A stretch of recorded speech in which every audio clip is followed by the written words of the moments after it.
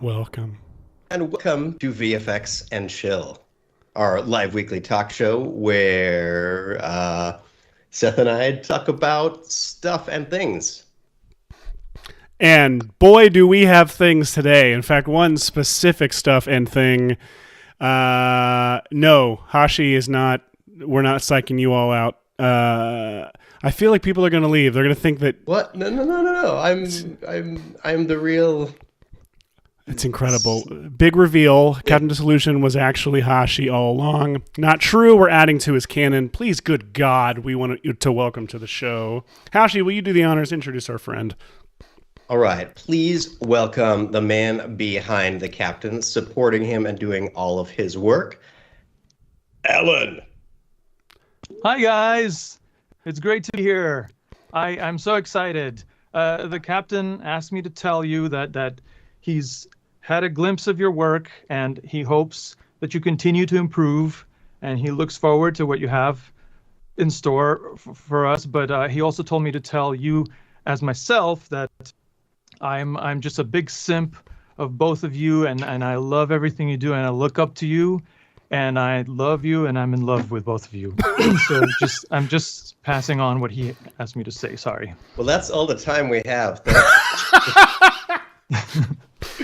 Oh my gosh. I was going to attempt, I actually don't know your last name, Melekjanian? That's pretty good. Yeah, it's Melekjanian. Melekjanian. I would have. D trips everybody up. Yes. It always All does. Right. Yeah, like my name has a Z in it that trips people up for no reason. Wait, where's that voice coming from? It's Michael in the sky. I love the screen because it makes you the most important person. Intimidating. Oh! Captain, you're looking great. I didn't know you were going to be here. That hair really works for you. Oh my gosh. I really do want like the version of like the opening of The Dark Knight where it's a bunch of Batmans wearing like hockey pads and things and it's a bunch of people wearing Snapcam filters of your face. It's a low angle. Yeah, it's almost carrying my half face in the hand. Yeah, exactly. Yeah, Exactly.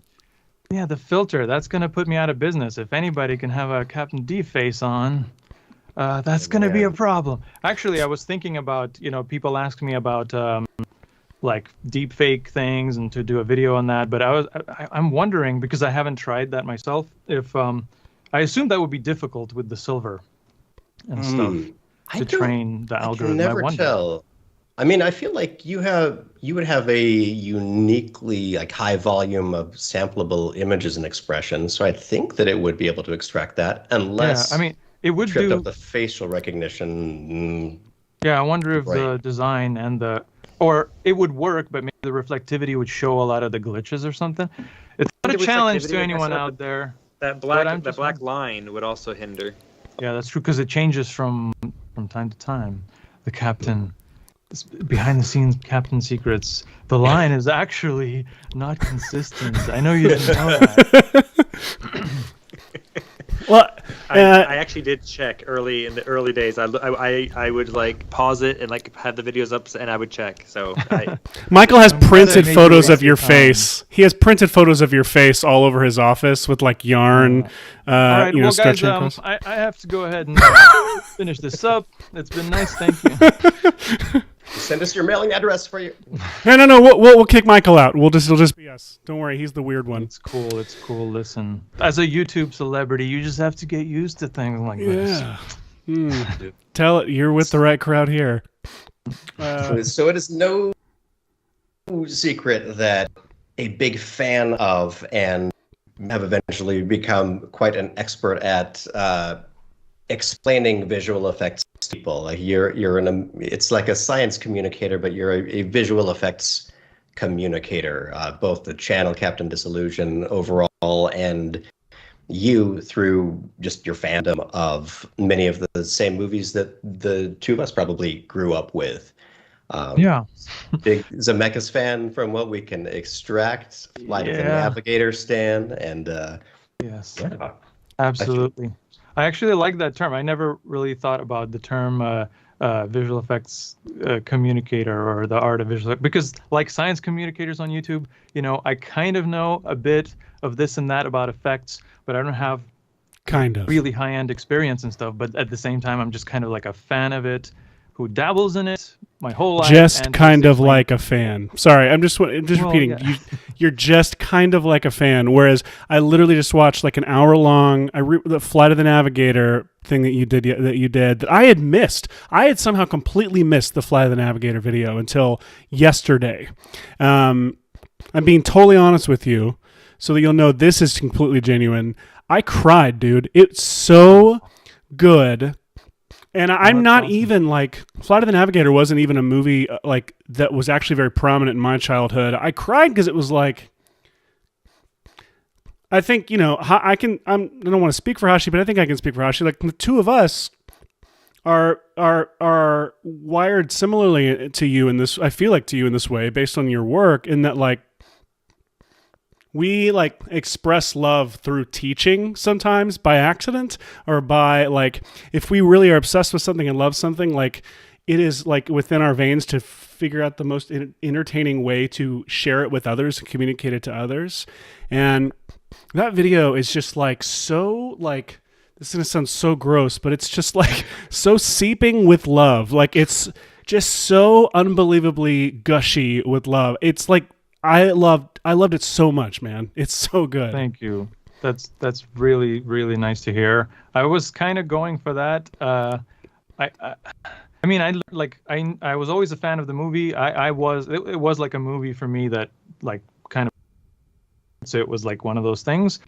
But when I knew things about it here and there, and I would always research about it. I actually, years ago, like got in contact with some effects artists that worked on it, and like just like interrogated him for a bunch of stories.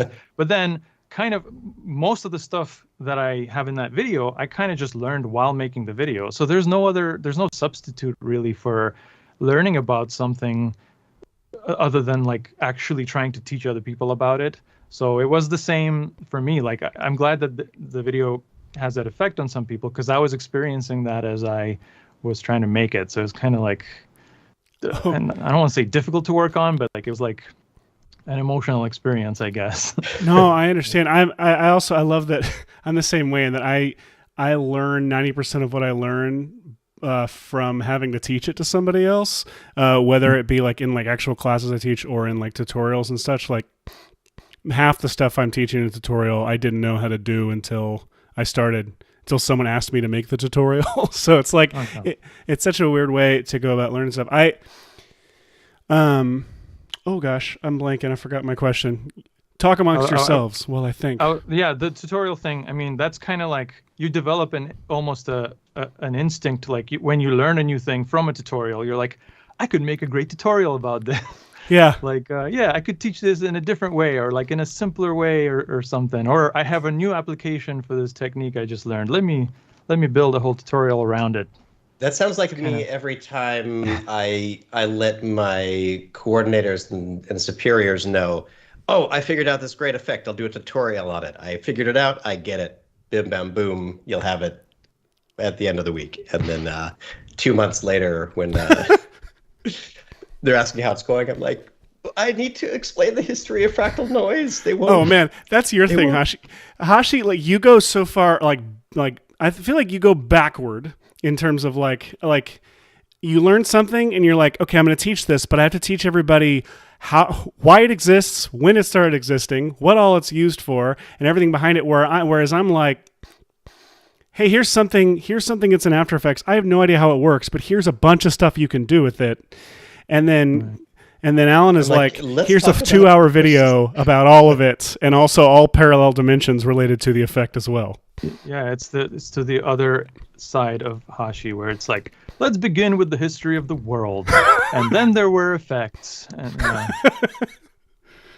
oh man! But as a YouTube creator, I am consistently in just flabbergasted completely by the production levels that your channel puts out. How do you do it, man? Insulting to YouTubers and to like major houses releasing insulting to like Discovery shows. Yeah, like I was watching the Navigator one, and it was like Mythbusters level, like, or like Bill Nye Science Guy level? Like how are you doing this?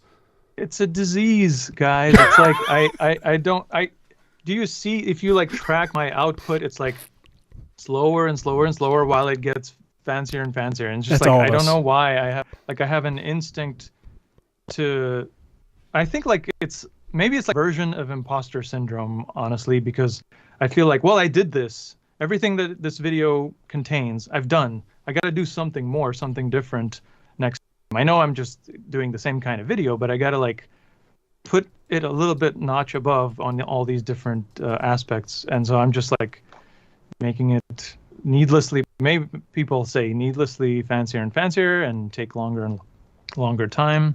But I'm glad I don't know. I guess I'm glad it looks sometimes impressive in the end, so I can like hide under the polish of it and be like, I think I did a good job. I think I did an okay job explaining, because it was very like glittery and Wow. fun to look I at. mean, it's at least immediately observable. I feel like the first flood of comments is always just people gushing over like, how are these made? Like it's hard to calculate.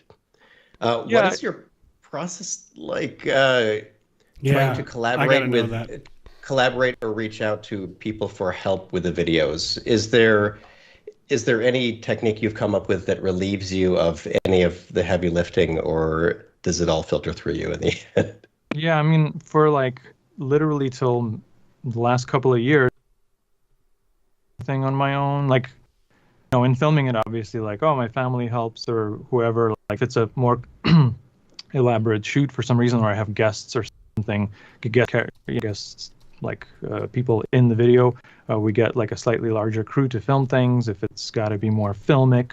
But then in post, it's all just you sit there and you do each thing one at a time. But like in recent couple of years, I've worked with like one other effects artist like remotely. We kind of like tried things out slowly. But I still have a problem like sharing like shots where I'll start. I'm like, I can't just throw this plate at the guy and say like, do the thing. Here's what I imagine. I have to like prep it, or let me key it, let me color correct it, let me line up the elements, and then I before I'm ready to give it to him, it's kind of done. So You've done it, yeah. Yeah.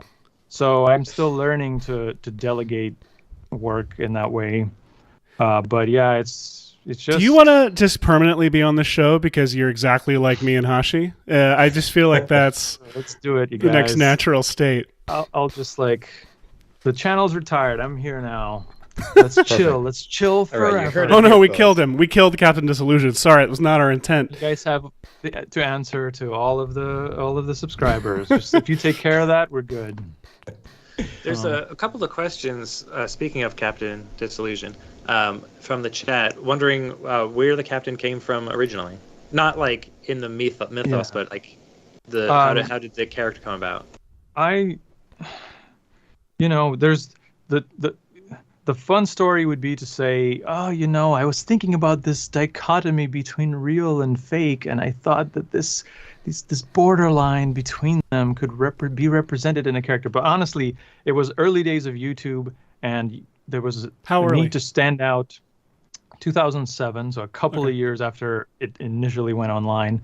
There wasn't a lot of like elaborate things, and I was just fresh out of film school, just like a little wannabe filmmaker looking for what am I going to do with my life, and working as a freelance like editor and like little low-end VFX artist for like music videos and commercials, like erasing boom poles and things.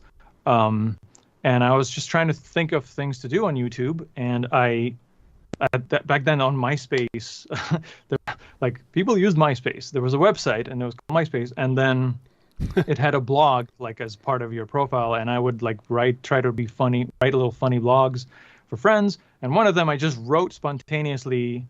I saw that this penguin falling through the ice and getting slapped by another penguin video, and I just made up this narrative device to just write a little blog post to explain that it says like some kind of children's show, like sarcastic, like two like looking down on the viewer kind of voice, and I just wrote it as text and just called Captain Disillusion, like the characters. It's just like something I made up randomly.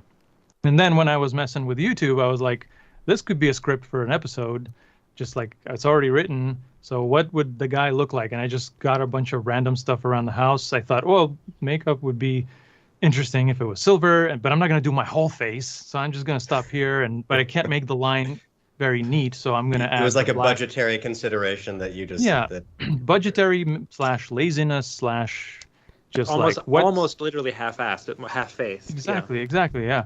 And that's it. I just like threw it together, filmed it. My dad did the little camera push on a little dolly or whatever we had, and the yellow jacket and everything was already part of it too. Yeah, I mean you can see that like the first video on my channel is just that video. It was originally on like my own, just my personal channel, and then when it seemed to like resonate with people, I just like made it, kind of quickly made. I think I made a couple of videos as just on my own channel, and then I made a channel just for Captain Disillusion and started making these little things. They're very like rudimentary, but they're basically the same. Yeah. Like it's not because it's such a brilliant concept. It's just like I just didn't want to change anything. I'm like, we'll just stay the course. I disagree with you wholeheartedly. I think it is a brilliant concept. The idea of this children's show superhero character who is as I don't know if terrible is the right word, but like awful to people as Captain Disillusion is his intern, and just generally snide is just it's such a great format for doing the debunking stuff. I think it's great. I disagree with you that it's not a good idea. I actually also on that note, I want to ask you, like, Alan, like, was kind of the smug, like, condescending, like, I don't like those words, but those are the closest I can get to, like, nature, like, tone of Captain Disillusion. Did that, I guess you said before, that came about in the text, like, right off the bat, because you were debunking, like, something, essentially, right? Yeah, because it was a time, I think that it's different now online, but at the time, and probably, Hashi, you could testify to this, like, when you first started making the videos, the Action Movie Kid videos, like, it was, even then, it was like, people would look at it and be like, that's fake. That's not real. Why are you trying to fool me? But now people don't do that as much. They're like, okay, I get it. There's all kinds of things people can do. Effects, but back then it was like either you were like, that's fake, or you were just buying it and you're like, amazing. How is that kid like walking, or they were like, wow, that's incredible. This guy did all of this like with only his computer. Whereas now it's like, cool, you made a short film. So I was going off of like just exaggerating my own reactions. You would be like, oh, why is everybody just buying this and not questioning it at all? But or at the same time, like, why is everybody so up in arms about something that is fake, that is like inconsequential, and kind of like satirizing that? And so I was just like heightening the thing that I saw happening online. How different is Captain from Alan? Like in terms of like how different is he from you as in personality wise? I'm curious. Well, yeah, I think it's.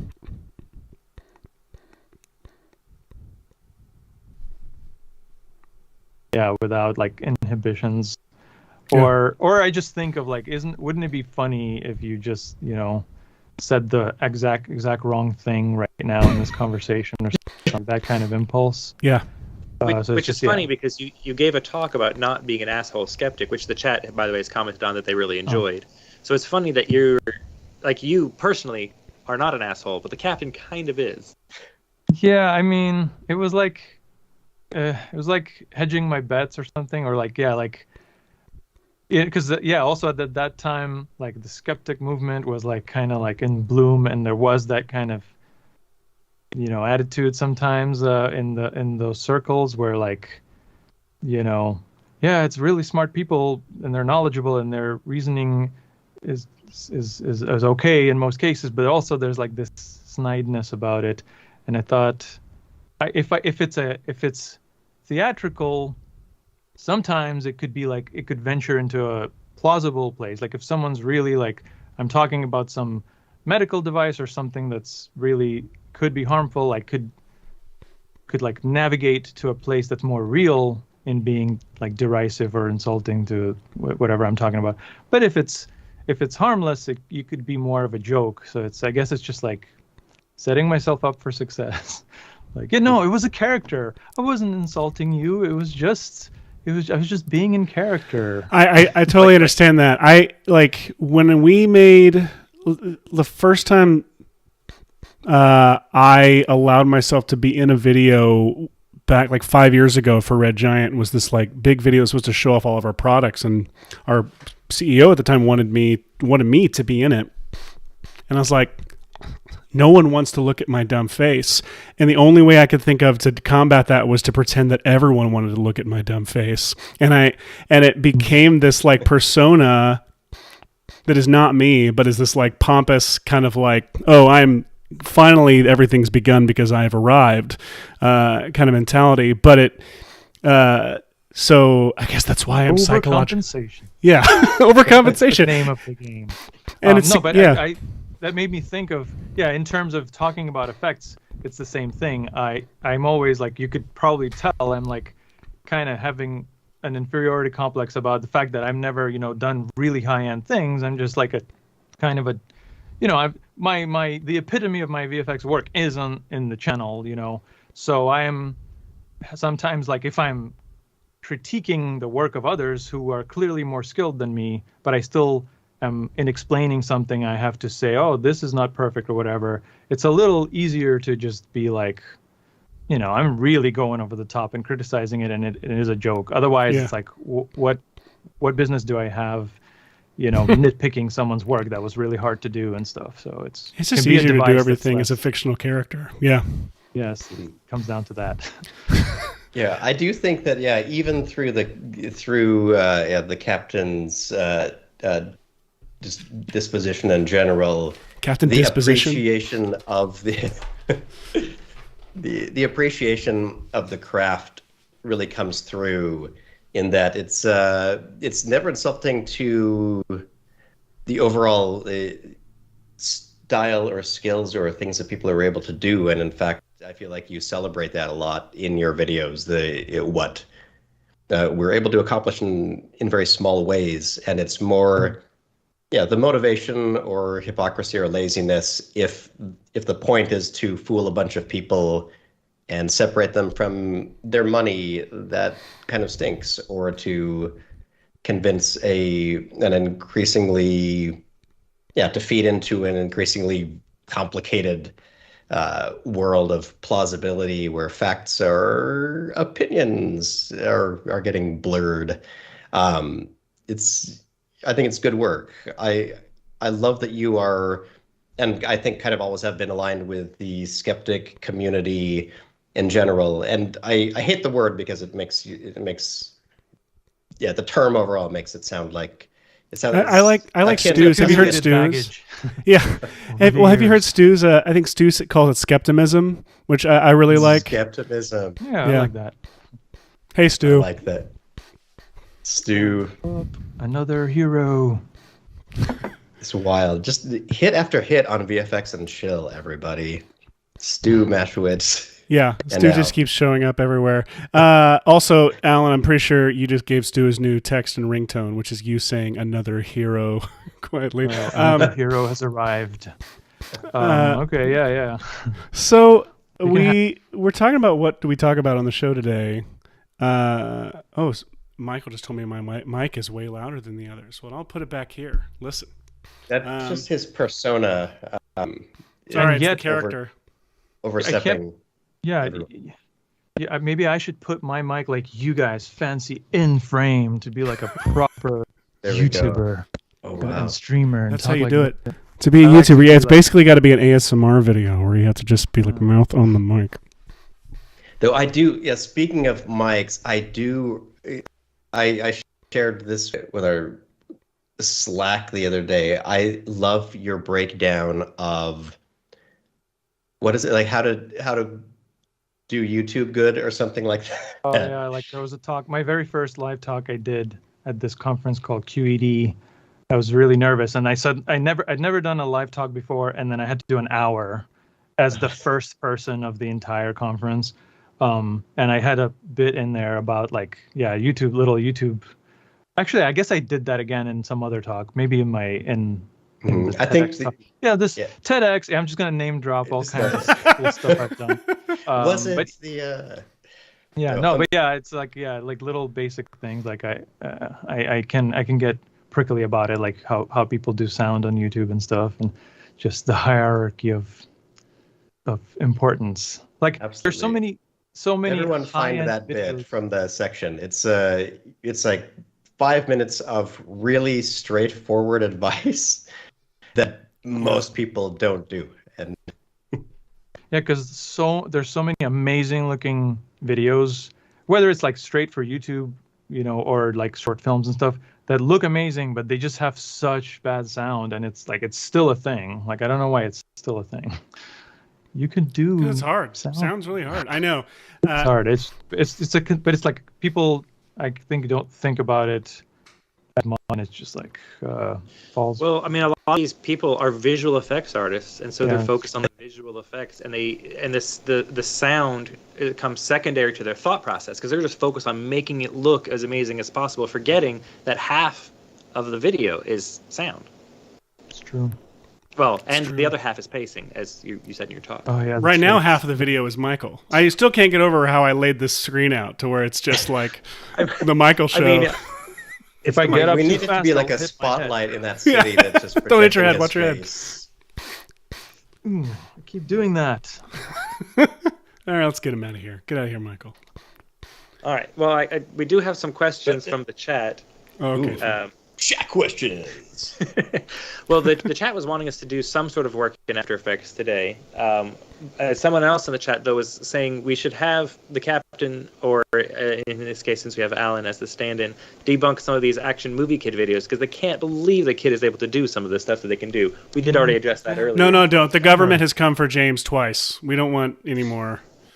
Before we don't mention we're leaving the country. This he's fleeing. persecution wants to. I'm on his heels. But more reasonable questions. Who are all the people on your shirt? Oh yeah, I got this. Maybe if I stand up, we can see all of them. Yeah. It's a bunch of heads. I think it's doctors, like different doctor characters. Some of them are Doctor Who incarnations. There's Doc Brown there. There's, I think, who else? Dr. Hibbert? Is there a Zoidberg? How are we missing him? Well, oh yeah, that's true. That's an oversight. I guess they were like, well, the jars are already from Futurama, so we got to do other. There was some kind of website where they did like a shirt, like a unique shirt a day or something, and like it was a really cool device of like making you buy this once in a lifetime design, and I think I got it on one of those sites years ago. Yes, my clothes is years old. It's okay. It's fine. Amazing. Does Captain Disillusion sell merchandise or have? I used to have a little bit of merch, but I was like handling it myself, and I was like, oh, this merch is kind of, I need to make new stuff. It's a little bit dated.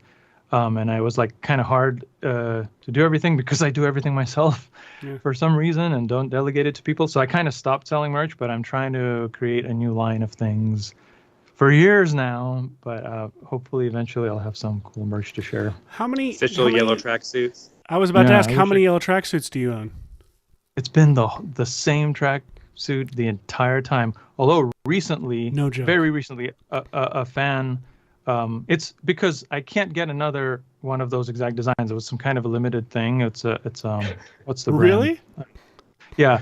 And so that exact design is really hard to find, but a fan found one and actually was really nice and sent it to me, but it's actually like one size below what I normally wear. Oh no.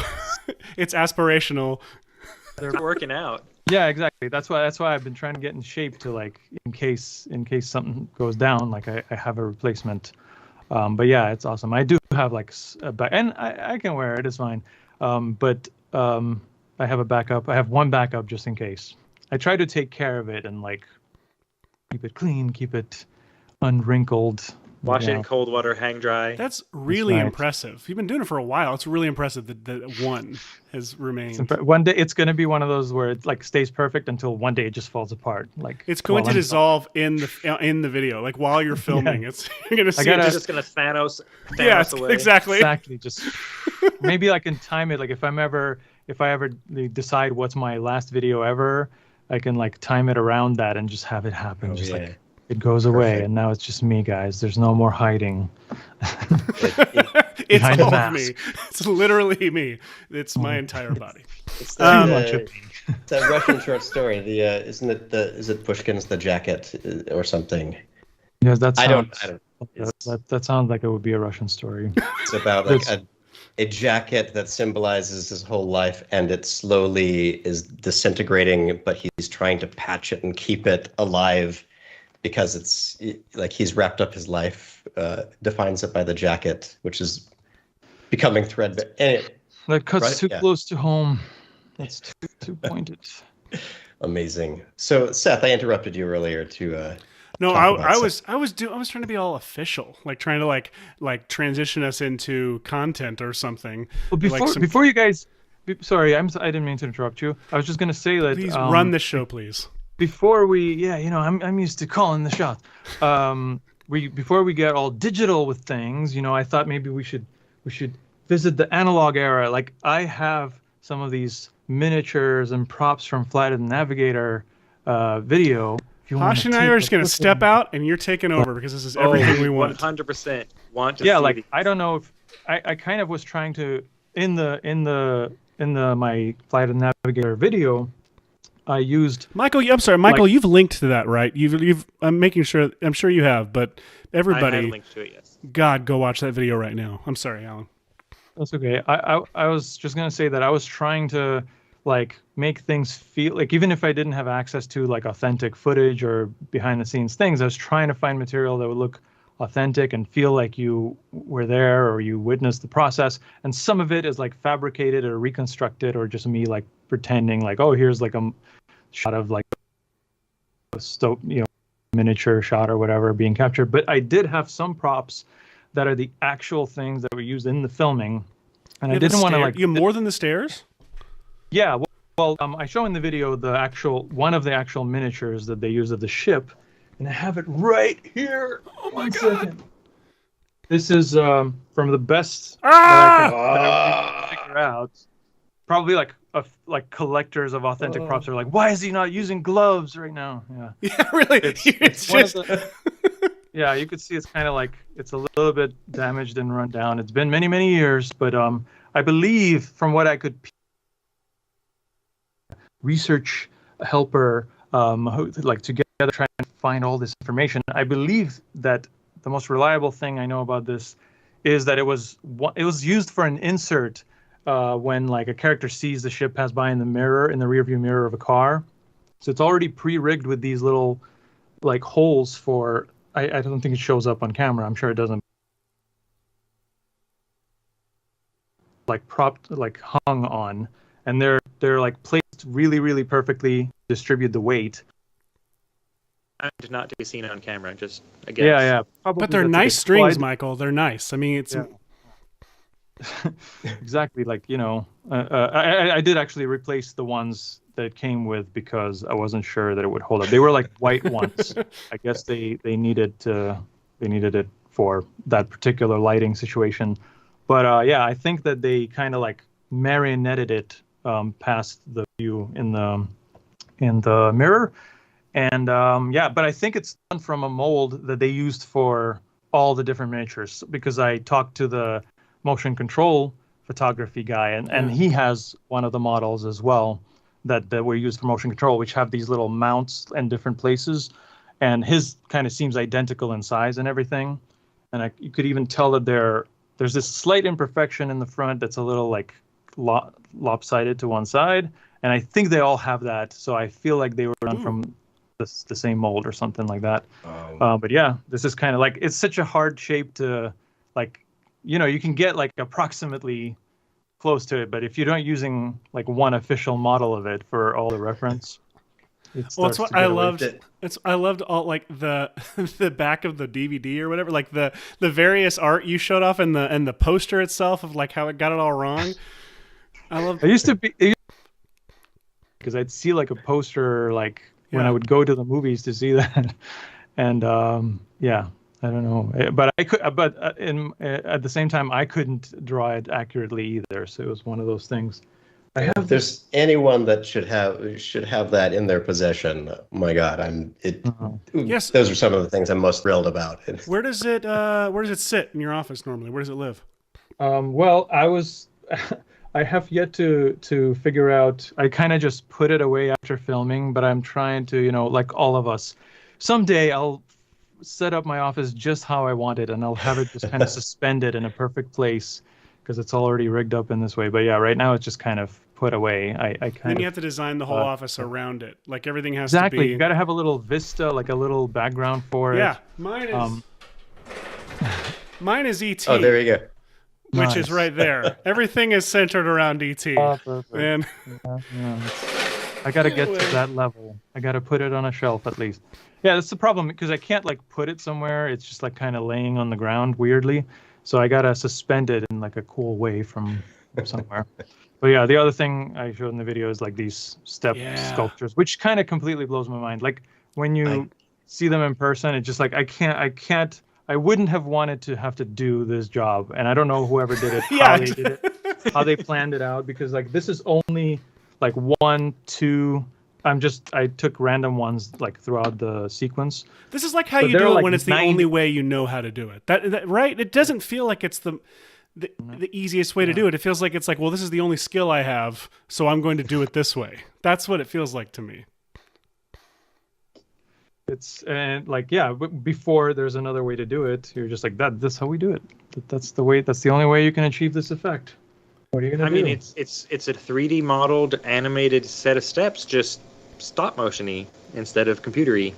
And apparently I think I mentioned in the video, they had to just do it over. Like they did that entire thing, but then production was like, actually one more step. We're gonna have one more step. So I can't believe that. Yeah. That's, oh my God. So those are the pre-steps you have, the first yeah. version?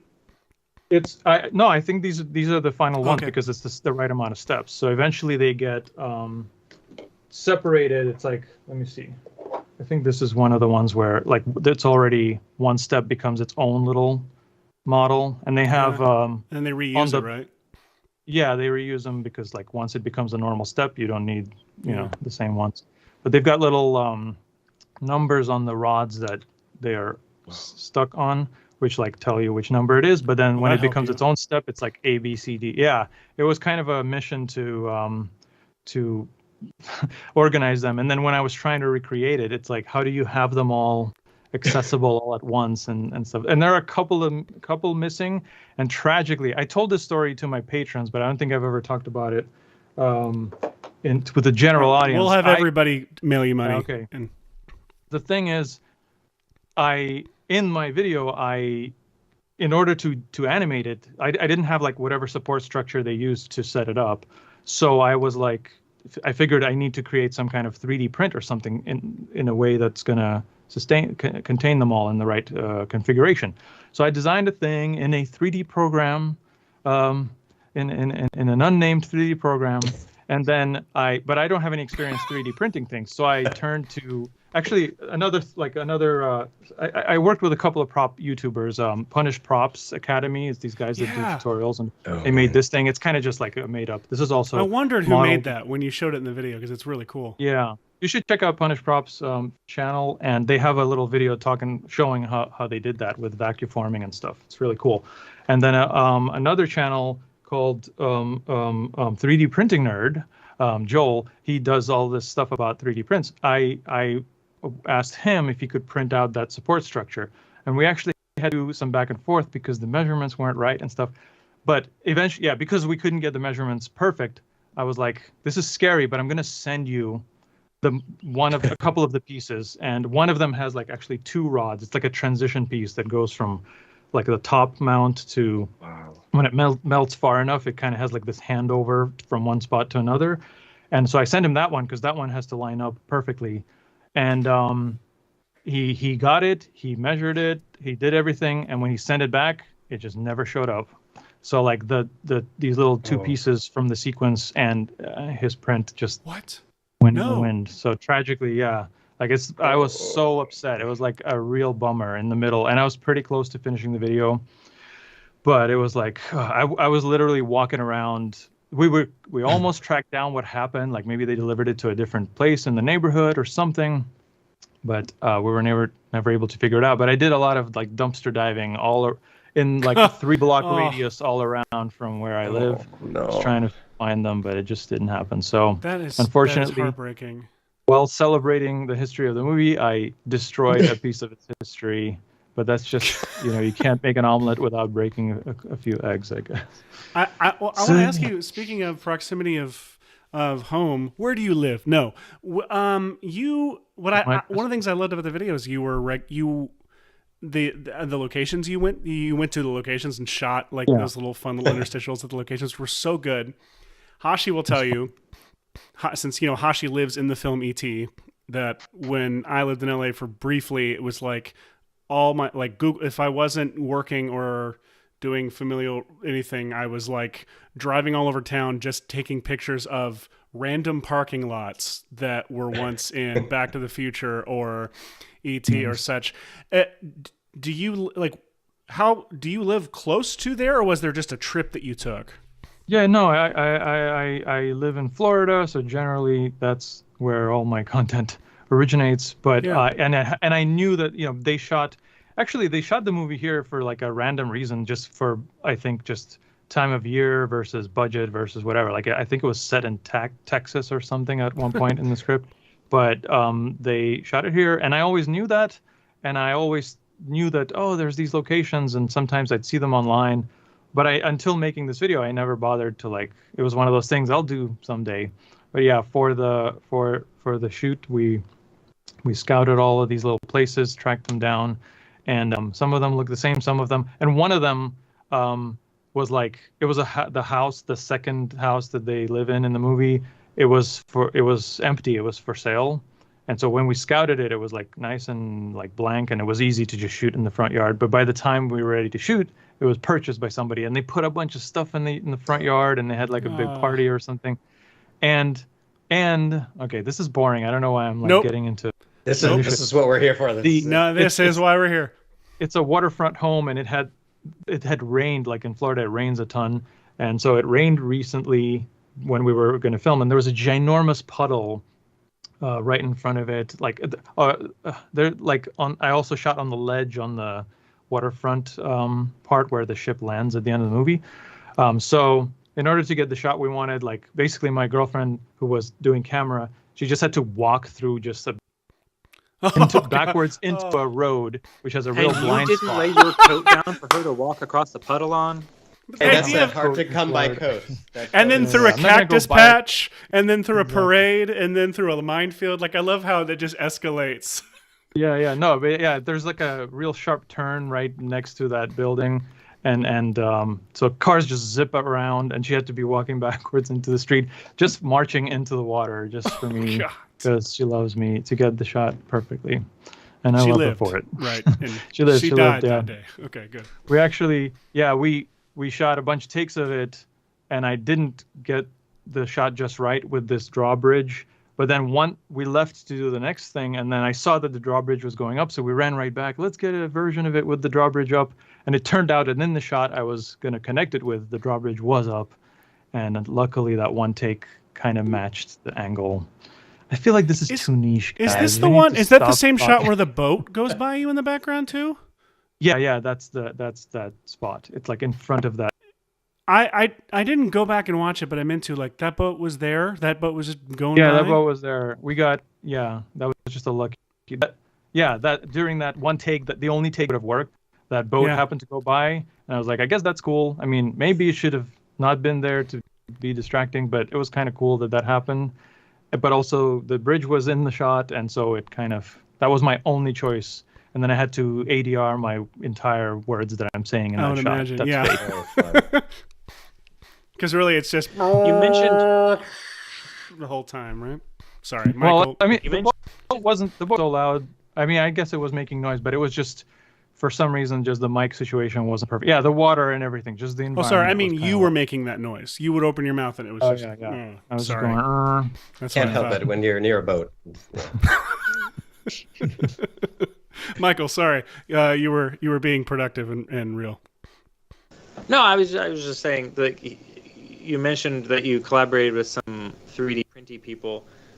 Some folks in the chat were asking, are there any dream collaborations for Captain D? And they're saying that they were willing to end the life of a fellow human being to see you work with technology connections. That power, to wield such power, how would I use it?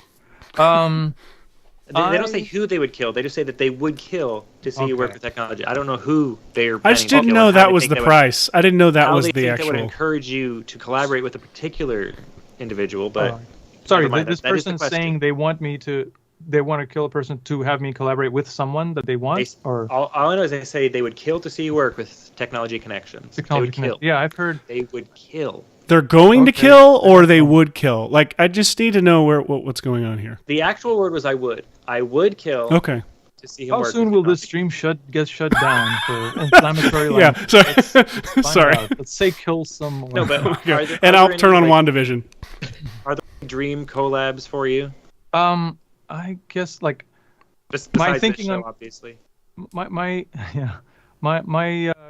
thinking on that is just like generally is that I've enjoyed collaborating or just at least just having as a guest in my videos people that are not like professional YouTube people or like they make a career out of YouTube. I find that those are fun to do, and it's usually like, okay, you know, give me this clip of you doing this, and I'll do this for you, and then we'll have these things. But those people are videos. Losers. Yeah, you know, I can't bring myself down to the level of being in another YouTube video. No, that's fun, and it's like kind of like a standard thing that you do. But I like bringing someone that doesn't do YouTube, or they're from another, you know, line of work, or they're a performer in some other way, or an actor, and having them, you know, like be in a thing and try to make it more of like a little TV show guest appearance rather than we're doing a YouTube collaboration. So I kind of, when I think about collaborating with people, I aim for that. Like, who's just a cool, you know, person to have as a fictitious character in the Captain D universe, or who would it be funny if I as a character talk to because they're so straight-laced or something, or they're known for something like very scientific and ordinary, that kind of thing. I like the contrast. So I guess I don't know what to say about who would I like to collaborate with, but I tend to aim for that. And I guess that sounds bad to say on YouTube with other YouTubers potentially watching me. I do like collaborating with other YouTube channels, but I think of it as a different thing from just having cool guests on. I tell you, the one I did love, and I still, the Back to the Future, the 3-part Back to the Future one that you did, which is like my favorite thing that's ever been put on YouTube. I don't know if it was I say it was 3-part, maybe it was 2-part. There was 2 parts about 3 parts. It's very confusing. I should have done 3 parts because there are 3 of them. Why would I do that? Well, but I loved the one where you and Amy, Yamato. Yes. What recreated the motion control shots. It was so good. And full disclosure, I show both of those videos. It's like required viewing in my VFX class that I teach, because it's just such a good history of compositing. And not only just the history of compositing, but then the practical application of it in the second part. It's great. And just talking about collabs, I love that one specifically. I've actually substituted all of my children's online learning with just playlists of Captain Disillusion videos. I think that it's all right in LA County. I'll have to look into that. I've just been nominated for a Streamy in the educational category. Finally, look at that! So I'm award-winning educator. Professor. Oh, pretty much. I think some of the people, the other nominees, have like postgraduate degrees. So I'm basically a professor. I'm basically have a doctorate in teaching anything. Incredible. Well, you're teaching all my students, so thank you. And Hashi's children. Hey, people are asking what we're going to do today. I don't know. What are we going to do today? you guys, okay, I'm It's our taking show. charge. Yeah, do What it. we're gonna do? No, I don't know. Well, you've got things on a screen. What's your things on your screen? Yeah. I have. We were toying around with the idea of talking about metallic looking things. Do I know how to share my screen? I already forgot how to do that. Oh yeah, Skype probably Children, changed it since you. Okay, I did it. Oh no, I've not done it. Okay, I've done it. I simply the only thing I have ever on my computer is just the After Effects projects of my videos. So like, some people say it's a mistake to author the entire final version of your entire video as one giant After Effects project, but I say it's fine.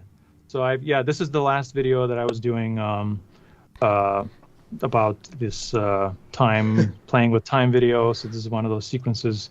I don't know. I made a CG version of Captain D of myself for this transition, and I just thought it would be interesting to look at it because the first thing that's on there is a nice optical glow, because I put optical glow on everything now.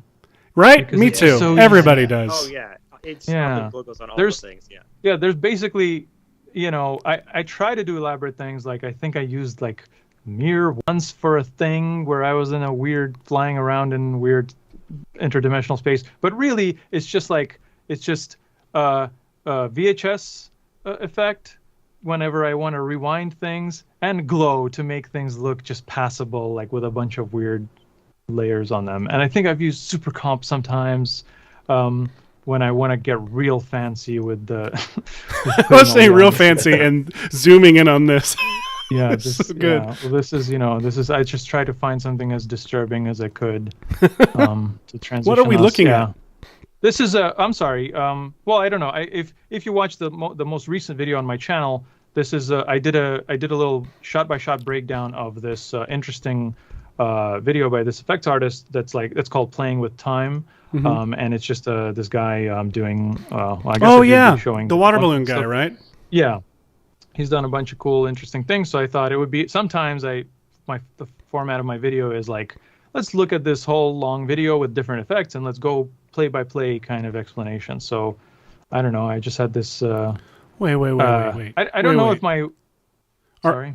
I'm sorry. Is that After Effects you're in? Yeah, I'm in After Effects, and what I do, again, maybe it's misguided, but I go through different stages. I like edit in Avid, just like a normal just cut of my talking and presenting things, and then I grade in DaVinci Resolve, and then I do I use a different app for everything, but in the end it all ends up in After Effects as a sort of onlining process. Really? And composite. You online in After Effects? That's fascinating. Yeah, I know I regret it every time, but at the same time it's the only way I know how to do things.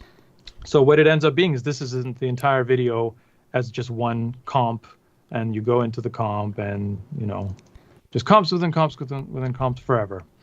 And one of the actually I'll show you a secret. I'll show you one dirty Captain Disillusion secret that I have to deal with on a regular basis in terms of silver and metallic stuff, which is that as much, I don't have a makeup artist. I don't do this professionally. So much of the time I'm running into these situations where there's just not enough coverage on my face, and there's things like this that happen, and I just basically have to sit there and roto that area and make it like not as skin-like with just a simple little mask.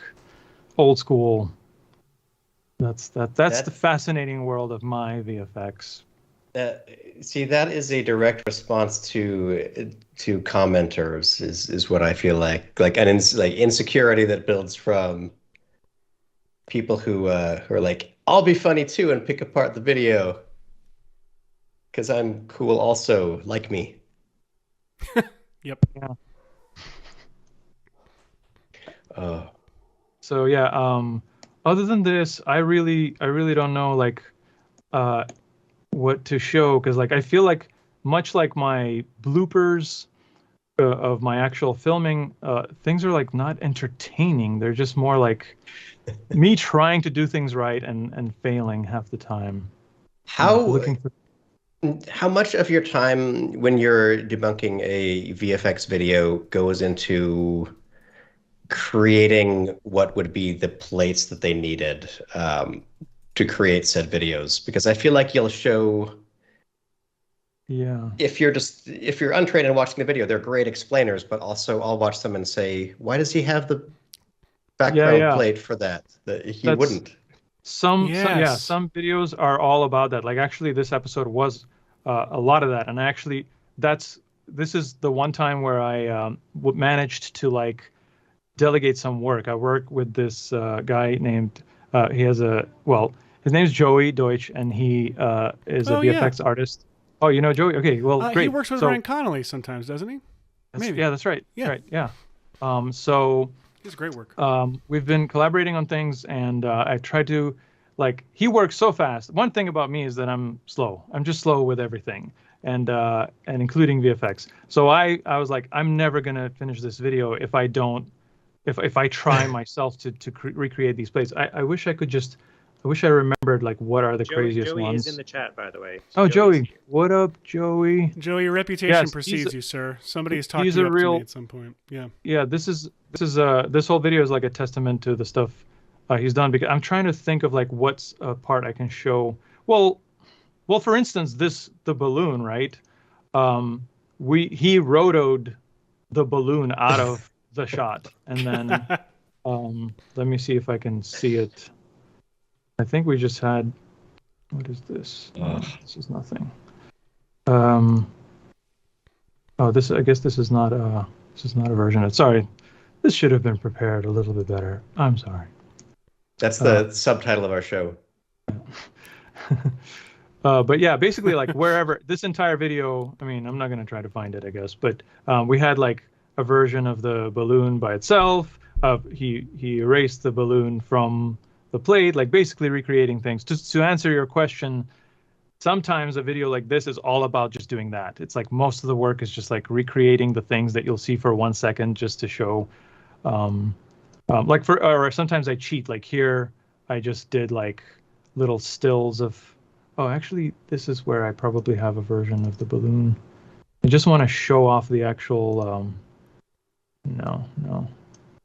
Never mind. I'm gonna keep talking while I do. Yeah, that's amazing. I'm gonna say hi to my kid who's watching. And I wondered if that was your kid. Hi, James. Hi, James. Hi, James. I am starstruck to have you in the chat. I've been dissecting the videos starring you for years and trying to figure out how they're done. If there's not a tutorial for them, so it's really awesome. I wish someone put me in cool VFX videos. One day. You did it my darn self. Okay. I'm never going to find... Oh, okay. This might be it. This might be it, you guys. We have a rotoed balloon. Oh, my gosh. Look at that. Yeah, I mean, it's a little... Wow. That's some good... That's some solid balloon roto there. Yeah, I mean, there's nothing to go on here. It's just let's give Joey notes live. Did you change your theory on how the shot was done based on Joey's comments? Yeah, that's I actually did. Yeah, I forgot about that. There was a part. So I'm very like reluctant to go back and fix things. So I try to just like I'll write the thing, I research what I'm gonna say, I write the stuff, and I record the segments and the voiceover.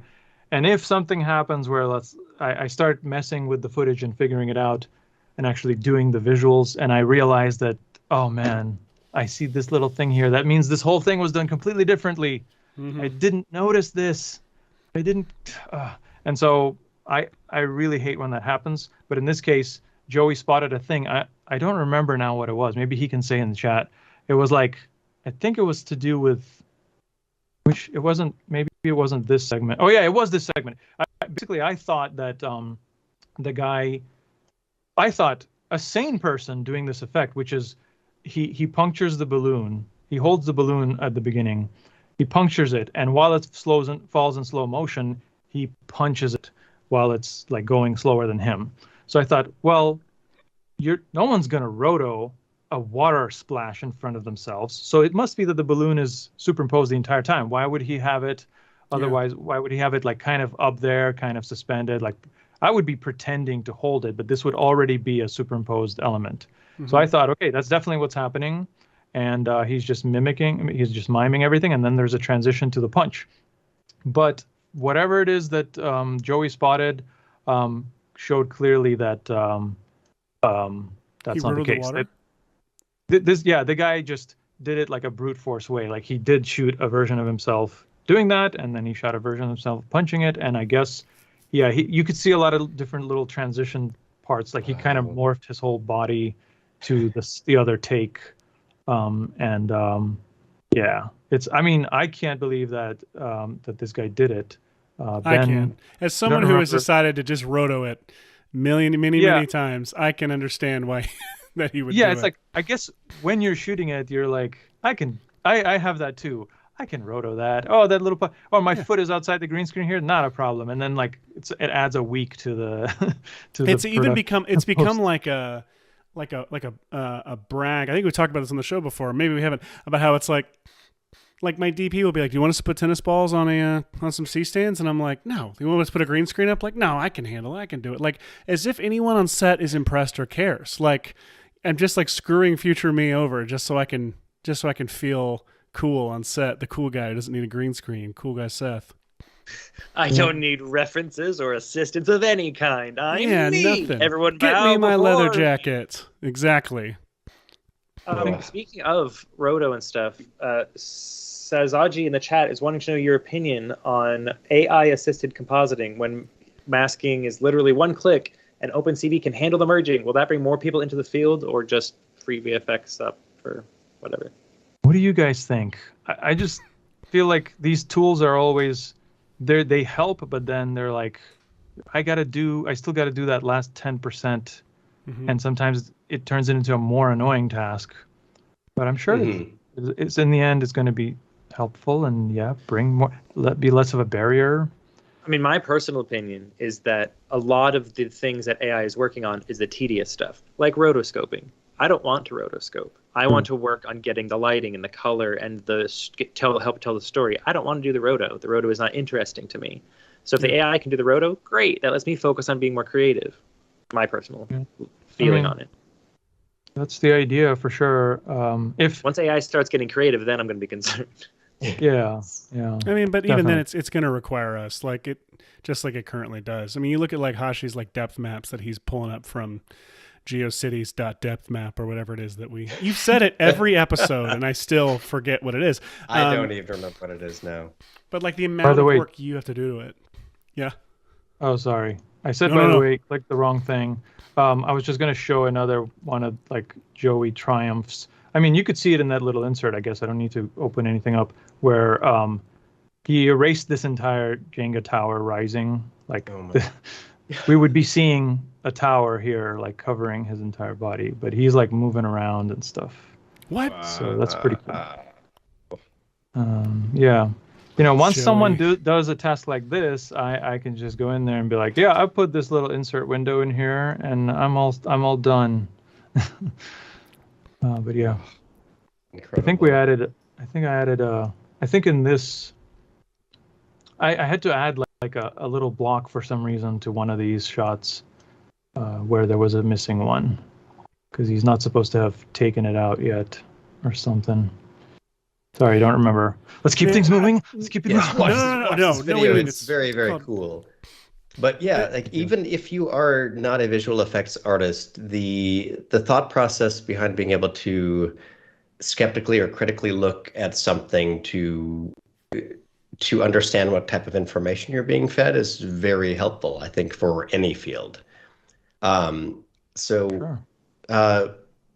While we're reflecting on stuff, should we talk about things that reflect things? I don't know. I'm out of.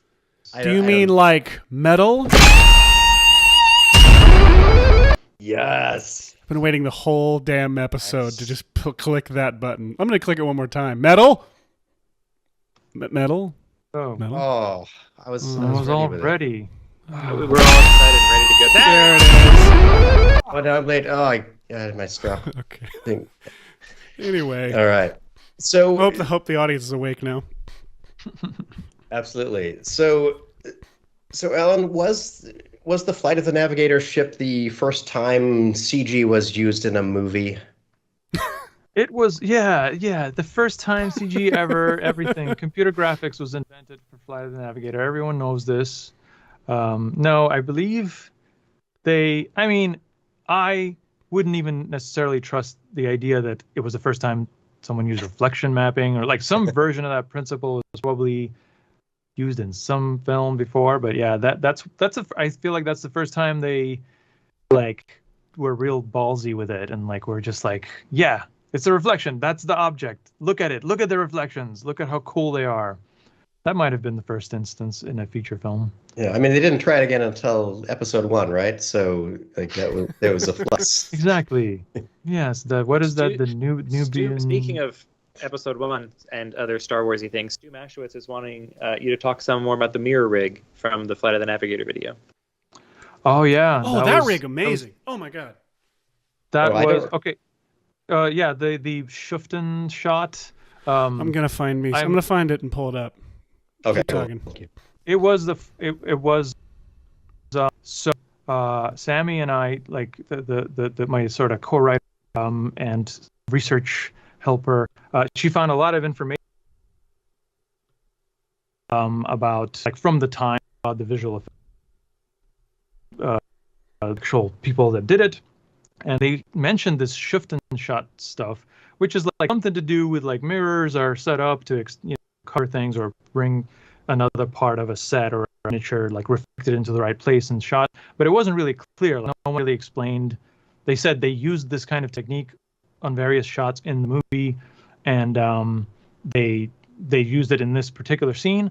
And in fact, there's this documentary about the Joey Kramer, the star of the movie, came out recently, about like the troubles in his life and everything. And they talk about the movie, and the producer on the movie talks about the shot and says how they did it, but he kind of doesn't explain it. And I was able to like sit there and stare at it for hours and hours and figure out exactly what they did, which was like this double mirror setup. Like basically all they had to do is, you're seeing it there. It looks like you got it here. Yeah, in a second. They basically had this simple shot where the ship is flying out of the hangar, and it was a forced perspective thing, so it was close to the camera, but it needed to look like it's coming out of that doorway, and they just needed a little bit of in the front to cover up the rod where that was at. So you could like just make a matte painting or something, or you could just like reflect some other part, like maybe they reflected the backside of that building. But I stared at it so much and tried different things and tried recreating it in 3D. And what I realized is that, and there was a single behind the scenes photo of the director, of Randall Kleiser, like looking through the camera, seeing that shot. And I saw that there's a mirror. It's just one of these publicity shots that exists. So I've seen it around, but I never paid attention to the fact that there's a mirror like next to him, just a big mirror. I'm like, why is the mirror there? And there's a glass there's like a piece of glass on the matte box of the camera. So I'm like, is that a mirror? Is that being used as a mirror? Here's the shot, the final shot right here. Yep. And you point out that like you can actually see the rod, right? Yeah. And when I was a kid and anyone like that was talking about the movie, we just thought, I know there's a giant ship, so maybe it's like on a forklift or whatever. Like it just feels like that's what they would do. But yeah, so I go a little bit in talking in this moment about the whole origin of that technique. But in the end, I realized based on that other photo and some other glimpses of that scene being captured, there are only like 3 pictures of it, and they never really show the rig. They don't show the miniature. But anyway, long story short, you broke down how the rig works here. You've got this. Yeah, there's really. Yeah, I mean, this is a hypothetical thing. I mean, they had something like there's no images of what that thing looked like, but I think it doesn't matter what the actual rod pushing part was. No. But basically, the mirror reflects another mirror, and there's a sort of periscope situation where they were able to get the thing behind the rig, the bare wall, reflected back on top of the rig, and just cover it up that way. But because the light actually bounces off 2 surfaces, it actually like stops down. They had to stop down the rest of the image to kind of even out the exposure. Yeah. And that's how you get it in camera. Yeah, I love this. Like I love everything about this. So this is the shot. There's the mirror that's over on the side that's actually picking up the two guys over on the side and sending it to the mirror that's obscuring it. Such a good diagram, dude. My gosh.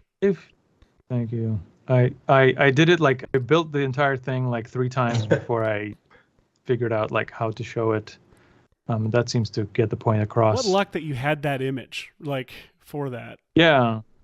And it's like I've seen that image for years, but I never like thought about what I'm seeing there, and it was lucky that exists to show that. I also love the I think it's later the yellow duct tape, the little piece of yellow duct tape for the guy's yellow jumpsuit. Oh yes. Reflection in the ship. Yeah, the cameraman that did the motion control stuff told me about that. And shared. Actually, that was one of the other nice things that I got some of these images. I've never seen the motion control photography. Like that wasn't just ever part of the behind the scenes. But I just by sheer luck we found this guy, just from like a Reddit post or something. At first I thought it was someone that was just pretending like to have worked on the movie. Like what he was saying kind of sounded like too far-fetched. Yeah. And I didn't even really think about the fact that they used miniatures. I thought it was all CG, And then I looked into it and I got in touch with him and he provided a lot of cool images from the actual filming of the motion control stuff. So a lot of this stuff is based on like his word, like that's his unreal. explanation. They paint the thing each. Yeah, like right. I would never think of that.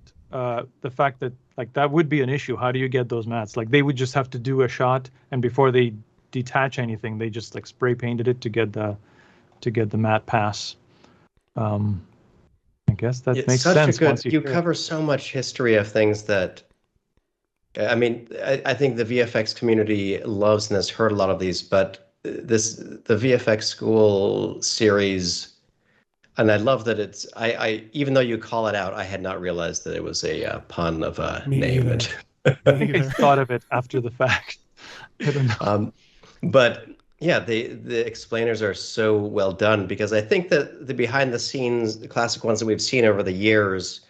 That's made at the end of the road for all of those people involved, and they're exhausted. And to drag interviews or things out of them, aside from all the press they're doing, has resulted in a real like lack of great behind-the-scenes explainers and videos. And dude, oh my God, I loved you the second. I mean, I loved you already then, but when you said, let's take a quick break to talk about visual effects journalism, I was like, let's do that. Let's take a long break to talk about it. And you showed everything I thought of when you said that. You showed the Rogue Nation Cinefex article, which was the first thing I thought of. You like, oh my God, it's so good. Everybody, if you haven't watched this, go. I was like, should I do that part? Is it gonna sound too annoying, or am I like, should I use this example or that? But I thought it was a nice. I don't know. Like it felt like it was the right place for it. It's the right place for it, and like it's just such an important thing to talk about because it's so weird. I can't think of like maybe because I haven't tried to, but like trying to think about other departments of other people's jobs who like are publicly just being like pretended they don't exist, like publicly, like within actual like marketing for something. Like, I don't know, just to hinge your entire success on like so much of your success. Look at this shot. I'm sorry. That boat just went by right then. And the unreal. It looks weird because I'm doing like a fake, it becomes like a dolly zoom because I'm trying to fix the timing of the move. So it kind of looks like the boat is about to side swipe me or something. It's like, becomes bigger, in relation to me. I didn't even notice that. You're right. Like at this point, we're starting to like fake push back in. Amazing. Anyway, I was just saying, no, it's unreal. Like I love that you went and talked about this part because it's. I had never seen the Fugitive thing where he's like, dude literally says that there's no miniatures, it's a real train track, and you juxtapose it. I mean, and when I did that, I was wondering, like, that's what I was talking about before. Oh, should I do this? Should I show this? Because I could see that maybe that featurette was like about just the they well in the marketing Just the they didn't jump or distinguish, whatever. but they were talking about the real train that they exploded. But then they used miniatures in other parts of this scene and like Yeah. the adjacent shots. But maybe it's not fair. Like maybe the producer was just talking about that, or he didn't know they used miniatures. But it made for it. It kind of made sense to illustrate the I mean, point. I can understand your reticence. You don't want to anger people in Hollywood because there are rumors that you're making a professional show with Netflix or something, which is the chat has been asking about. Is it true, they say, that Hollywood has Hollywood knocked at your door yet? Yes, please be on the lookout for my Disney Plus show. You know, I talked about doing a reboot of the series of this film, and they got right on it, and now they're making it, and it's coming out, and I'm definitely directing it. The reboot. Did you ever of Flight meet of the about it Nav- though? Did you ever have a meeting, at least one meeting about it? No. I mean, this came out, and And Bryce Dallas Howard. you know, I'm not gonna pretend that that's probably why this is happening. I'm sure it's like a coincidence, but I did. I get maybe it's like it's what I thought was a brilliant idea. It's just the normal thing that everyone would think of. Like, what if in this movie it was the girl that's the protagonist? You know, because she had so little screen time, and you know, in the original. But yeah, it's interesting. It's interesting that that's happening. I'm excited. I guess I want to see this. I'm excited, I guess. I guess. Yeah. No, well, to be serious, no, not really. Like I've people have asked, like I've gotten one or two calls from like, you know, people like developing content for this production company or other, and it's all like I chatted with them a bit, but I think that like for some reason maybe it's hard to think of like how does my stuff translate into like a show. Like maybe the VFX cool thing could be. I think it's already translated into a show, man. Like your Well, yeah, stuff like is already at that level. right. I think I that guess. it's the whole idea that producers need to like who isn't it like David Bowie or someone talks about the idea of the role of a producer, and it should just be that they see your content and know that that's good, and so give them more money for that thing. Yeah. Would be the best thing that you could do. Yeah. I mean, and I think I think that you just have to be ambitious and make those things happen. Like I should be knocking on people's doors and making phone calls and trying to get my stuff in front of people. So it probably is more of a result of me being just kind of like, oh, I'm just doing my thing, and I'm not, you know, maybe someone will see it and like it and tell me that I should make it into a show. Like that's you. I don't think I have that part of selling myself and Is that something you want? pushing Or are you forward. like happy where you're mean- at? I mean, like, Yeah, well, I that's the thing. Like I don't, because I don't really know. Well, I'm unsure. Like I don't know what the experience of creating, you know, adapting something like that into a full-fledged show would entail. Like how would it change and stuff. But I guess that's kind of like wishy-washy. It's important to just like go for things. Like yes, Well, I do do you want that. Do you have an overall like story arc happening on your channel, or are you just jumping on ideas that you think are Good good at the time, or do you have like a story arc for the captain, Mr. Flair, and all the other characters? it's a great question. It's always like I'm always thinking of it like what would work for as like to echo what I'm going to explain or what's happening in the video or what's being talked about. But it's like over the years of like doing that, it's like automatically creating a mythology that's interesting for me to like start to connect the dots. Why is this like this? So I didn't intend to like, I didn't have some grand plan of like what's happening and who is the guy and who are, you know, but then it's coagulating into something. So that I like recently I started working on that, like kind of actually codifying what's happening and what's the origin of this and Nice. how is that. That's exciting. So that's kind of that. To be honest, like that part interests me more. Like I think that I would be more excited to do some kind of like narrative, like scripted thing with Captain D stuff rather than like host a show explaining VFX. But you can't really you can't really take the two apart, right? Like I think I mean, I don't know if like Pee-wee's Big Adventure versus Pee-wee's Playhouse. I don't know why that's the first thing I think of, but like, oh, that's true. you know, that did take the character and take it from this, you know, third wall breaking educational show into a narrative format. I should fully model my career. Let's get Tim Burton on board here. Fully model your career Maybe and avoid personal life. certain movie playhouses. There you go.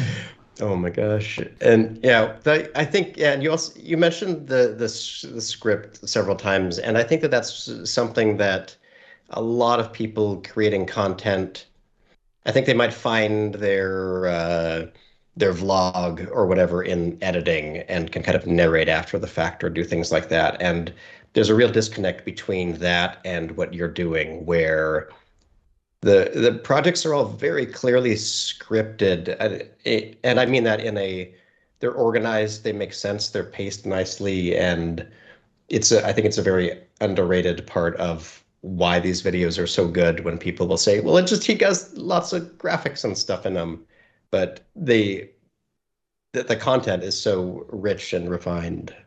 It's Thank you. I think it's also the result. Like I think everyone's videos, like if you see good videos on YouTube or wherever, they are a result of the maker of that video going like utilizing their strengths and like hiding their weaknesses or something, you know, like, and that's what my doing that results in this. Like I'm not great at speaking off the cuff. Maybe this stream makes that clear.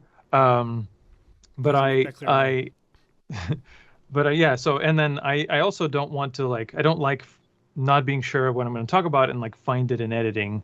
And I also like storytelling and like being kind of cinematic about stuff. So, and that's how I learned to do things. I went to film school. We wrote little scripts. We planned them. We planned the shots. Where'd and you so go I to film school? just Sorry, I'm just curious. Not nowhere interesting. Okay. The film school I went to, I talk about it in one of my videos as a joke. It no longer exists. Like the name of that college is no longer the name of the college. It became one of the Art Institute like branches. But yeah, I went to a film school in downtown Miami, Florida, called International Fine Arts College. It's like a little fledgling film program. Yeah, so you know, I'm used to like writing the script, figuring out does the pace of that work? Is this, even though I'm just hosting straight to camera, I think of it as like short film type of thing. I most of the time I use like the screenplay, like I use Final Draft to write the script. I love that. Especially the marble sorting machine is one of my favorite both performances and scripts of anything on the channel. I love the I love the story of the episode and the content of it. It's really beautiful. fun to I should be having guest characters like just for like actual Captain D universe characters in my videos more. I should make more friends who could play characters in my videos instead of me. But yeah, that is always fun for me because it's like, you know, if you have someone to play off of and talk to, and Lauren's awesome, who plays Holly. We gotta have her in more episodes to catch her when she's in town. Yeah, I enjoy that. Making short films, huh? I shouldn't be doing a YouTube channel. That's my problem. That's our goal over the course of this live stream is to just discourage you from all of your continuing, guys. From continuing I'm your giving success. up. Finally. Here first. No way, man. Do you regret creating a costume that involves needing to paint your ears and neck every time? Kyle Hamrick, a friend of the show, was asking. Sometimes, but you know what? I think of it as like putting on war paint. Like I do kind of the fact that has to be done, and that I'm not like to cut like. I want to say I'm not a performer at heart, but I'm always like struggling with being, you know, the character.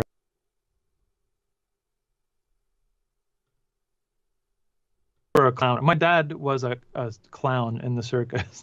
Like although he didn't have crazy like clown makeup, but I feel like there's something I would watch my parents both like be performers and in the dressing room like put on makeup before performance and stuff. And I feel like there's something in that I ritual. like to imagine them doing it before they like leave the house with a briefcase. Yes. On their, like in a suit and tie. It would probably be more convenient. It's true. Yeah, but there's something about that I like, that it's like a delineation. Like, okay, I've been preparing, I've been setting up lights, I've been figuring out how to do this. But once I put this on, now I'm just being Captain D and I'm just thinking about getting the shots. And then I spend 30 minutes washing it off and making a giant mess. Oh, amazing. But Now, Hashi, your kids are fans of Captain D. Yes. yes. Is there a crossover episode planned? Well, it's funny because I think I don't remember what got me binging Captain Disillusion videos.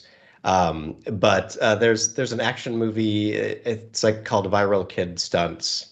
I'm trying to find the one That's here. how we first, like, that's the first time we had some kind of connection.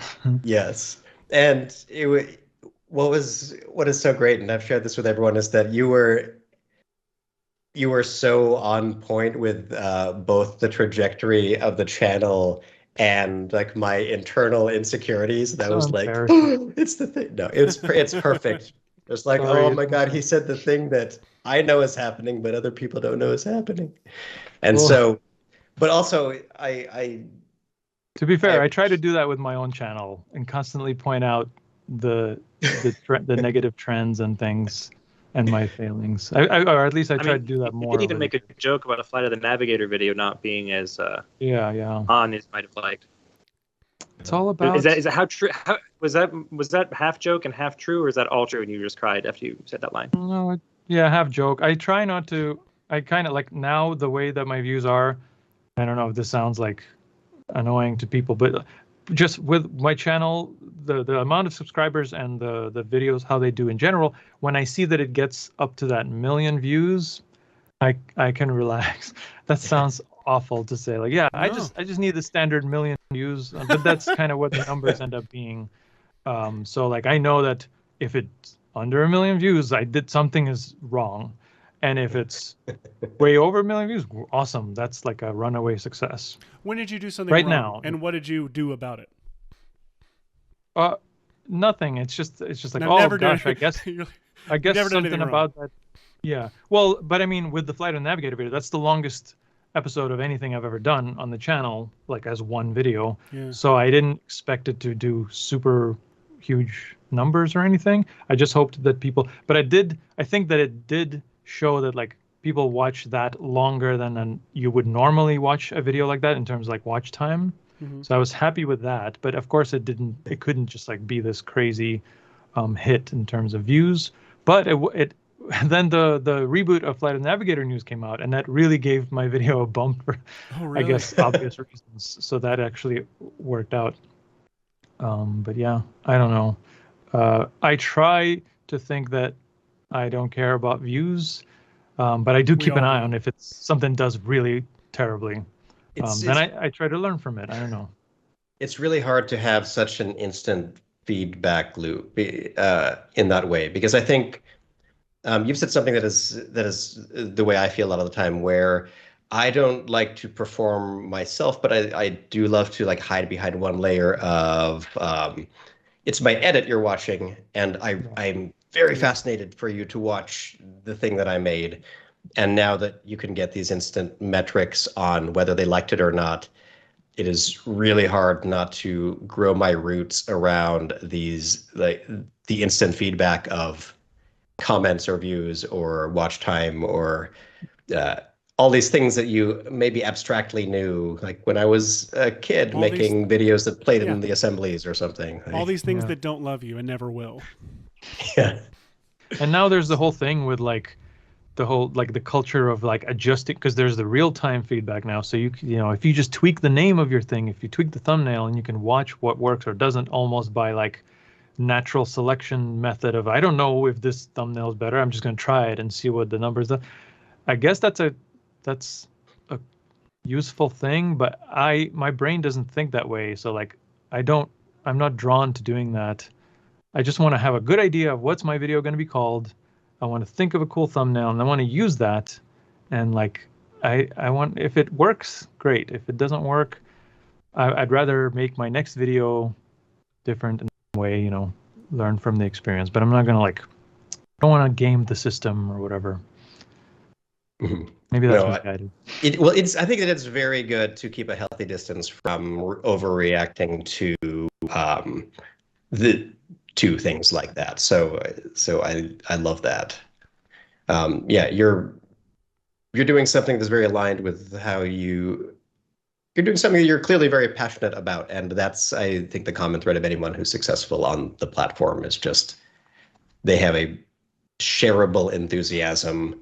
And yours happens to be communicated in the most frustratingly well-produced way. Shareable enthusiasm. You just named the episode. There was a suggestion. Oh, that's awesome.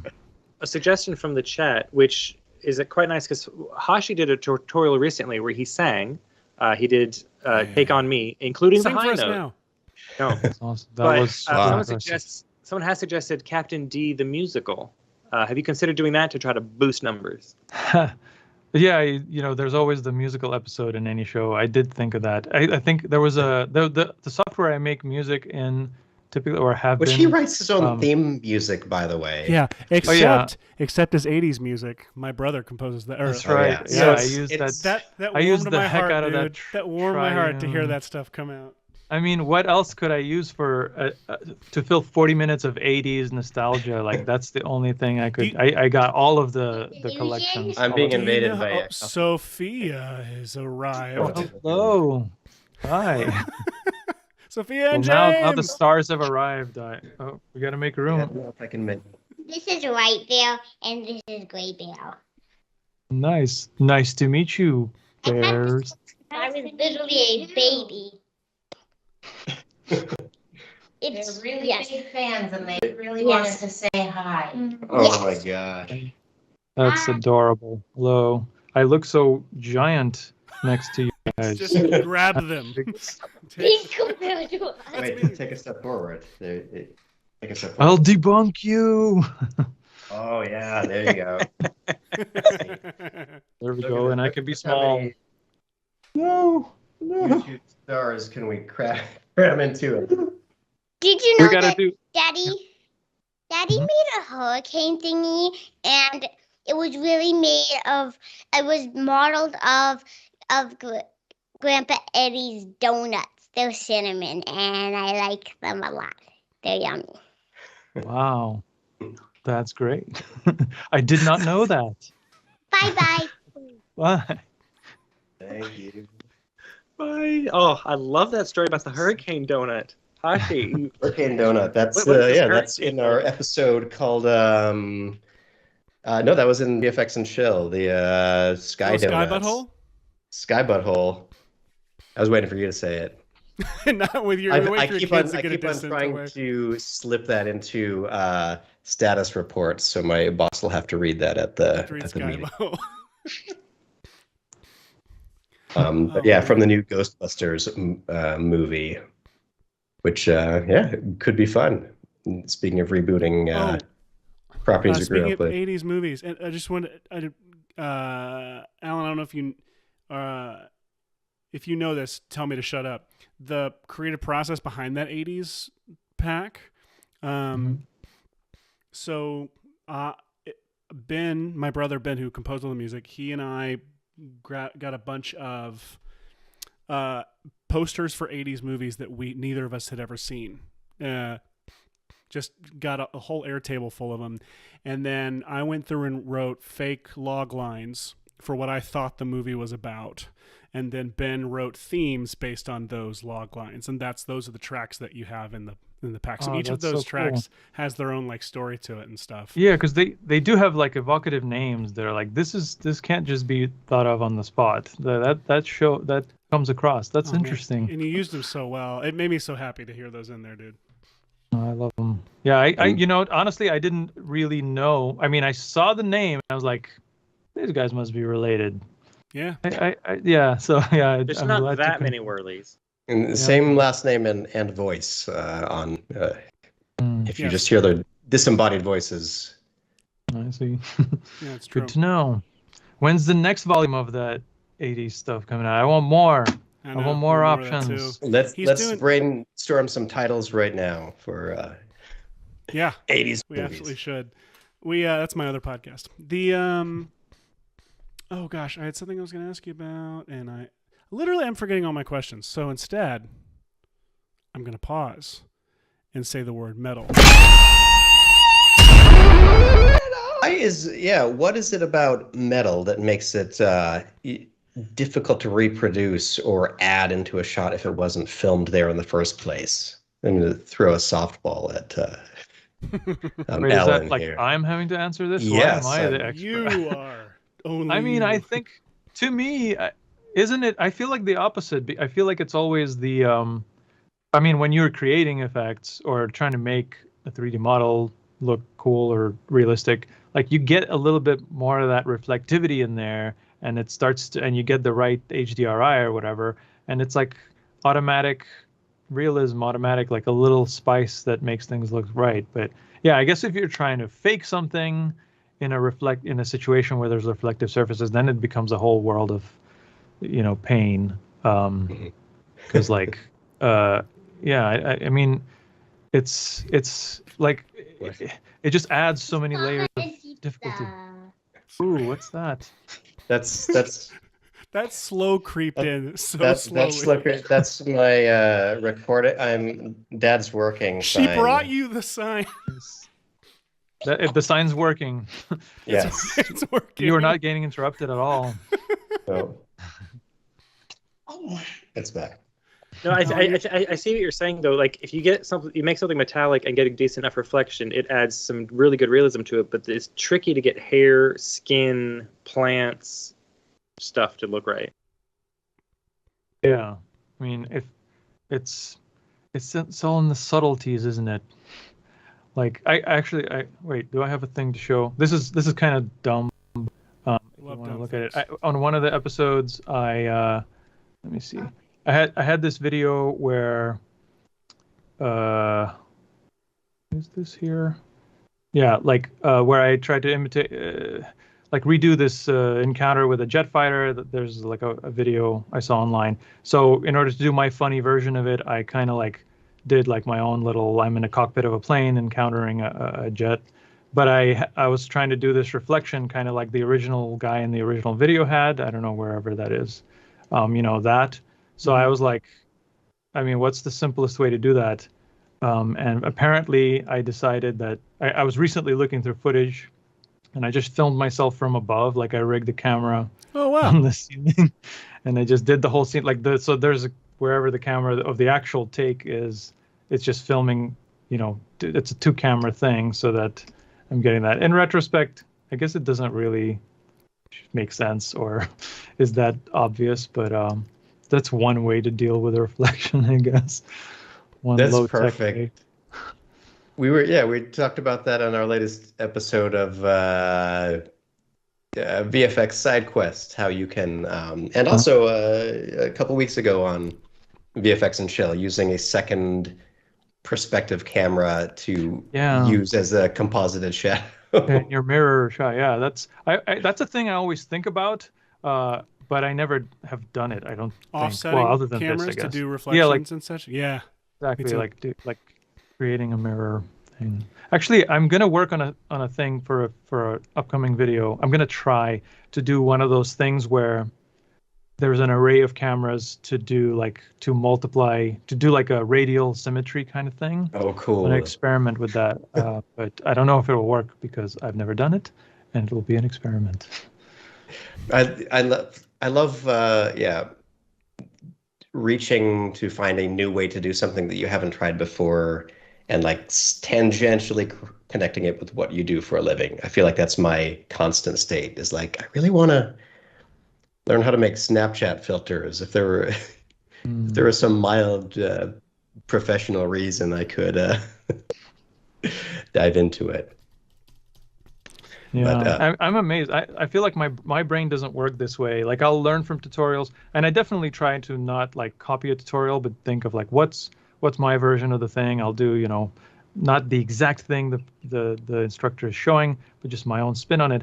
But I have trouble like really thinking outside the box. And when I see like your stuff where you're just like, oh, did you know? Yeah, I knew how to do that thing. But did you know that you could use it to do this insane, completely other thing? I'm like, no, this is why you're you. This is why you're Hashi.